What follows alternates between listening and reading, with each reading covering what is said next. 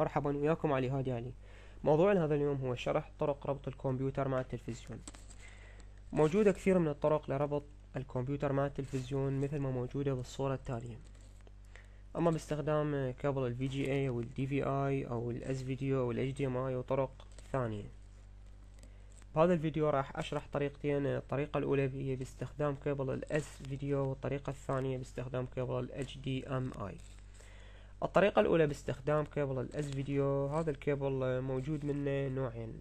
الكيبل الأول إنه ينقل الصوت والصورة بنفس الكيبل في هذا الشكل. هذا الكيبل ينقل لنا الصوت والصورة.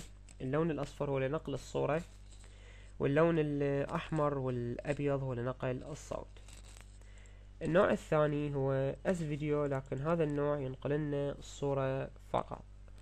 فإذا أريد أنقل الصوت أحتاج إلى كابل إضافي يكون بهذا الشكل حتى أقدر من خلاله أنقل الصوت.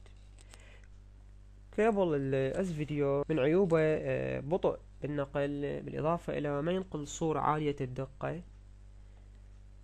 والآن بالأجهزة الحديثة تقريبا انقرض استخدامه، وأفضل طريقة للربط يعني هي باستخدام كابل ال HDMI. كابل ال HDMI يتميز بسرعة بالنقل، الصورة عالية الدقة جدا، وضوح الصوت، ينقل 3D، بالإضافة إلى أنه ينقل الصوت والصورة بنفس الكابل.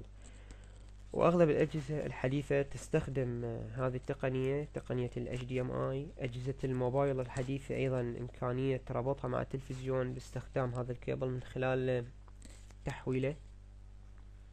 لذلك أنه أفضل طريقة للربط هي باستخدام كابل ال HDMI. أتمنى أنه يكون هذا الفيديو واضح، وضح لكم طرق ربط جهاز الكمبيوتر مع التلفزيون.